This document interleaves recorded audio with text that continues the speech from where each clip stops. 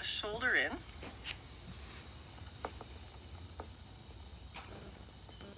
And I kept my eyes on the line of travel, which is hard to do when I'm looking at the video camera. It'll look something like this. Whoopsie.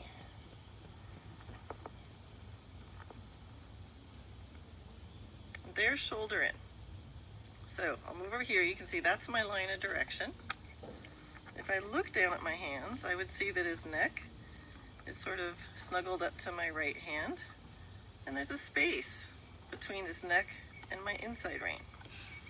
You can see that his shoulders are facing the same direction as his head.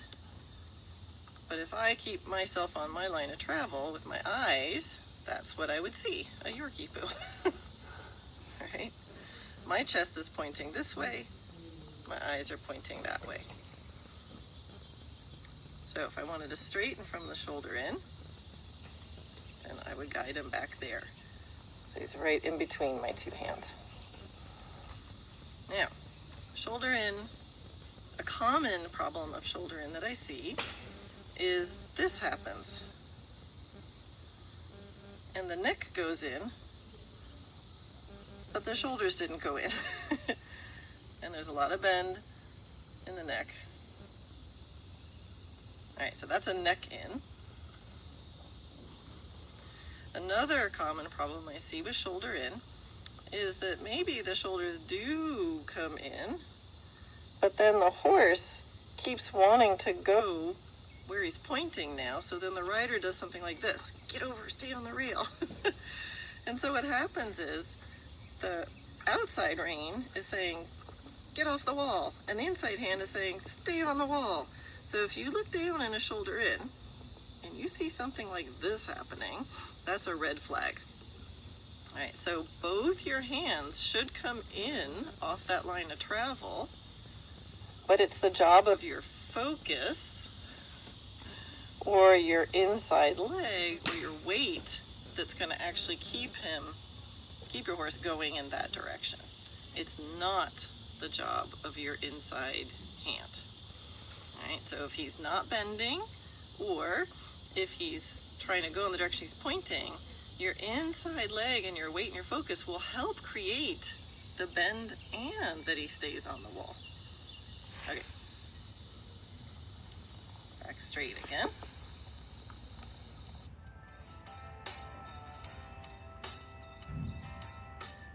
All right, so now let's look at counter shoulder in. All right, so in a counter shoulder in from straight, I need to move the haunches a step away from the wall such that if my line of travel is there, I now see that his front end is slightly to the, in this case, towards the fence, toward the outside of the arena, in such a way that I create a bend. See the space that's created between this hand and his neck? So that's one of the ways I know he's bending. See that his shoulders, his chest, and his head are basically facing the same direction. But if I look on my line of travel, clearly my shoulders are more to the right or more to the outside of the arena than the haunches. So straight ahead, and then counter shoulder in. I'm trying to keep my camera on the line of travel, but you can see that his forehead and his chest are slightly looking out in such a way that there's a bend.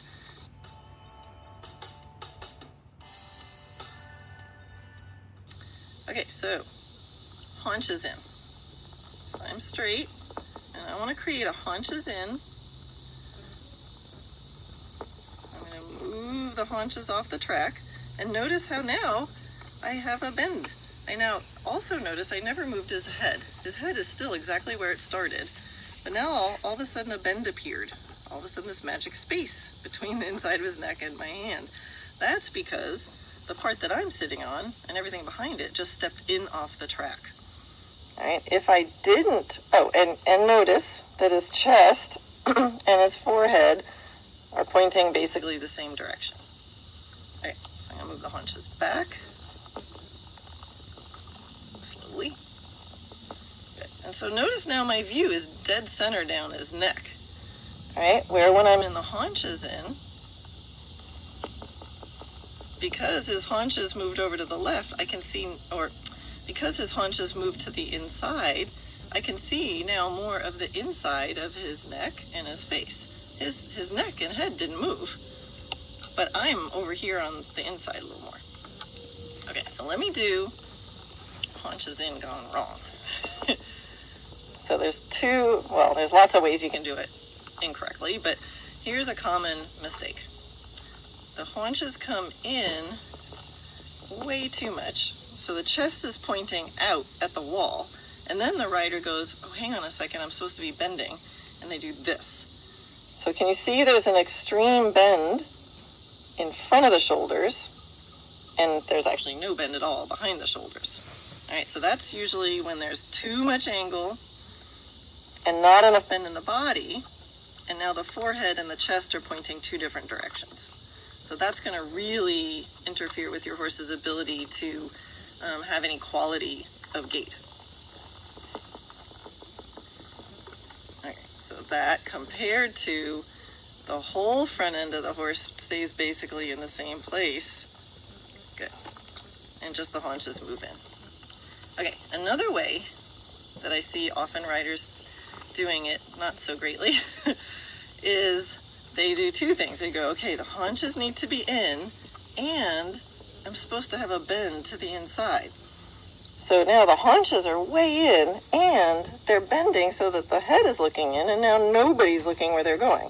The chest is looking outside the arena, the head is looking inside the arena, and the haunches are just swinging in the space. So don't do that.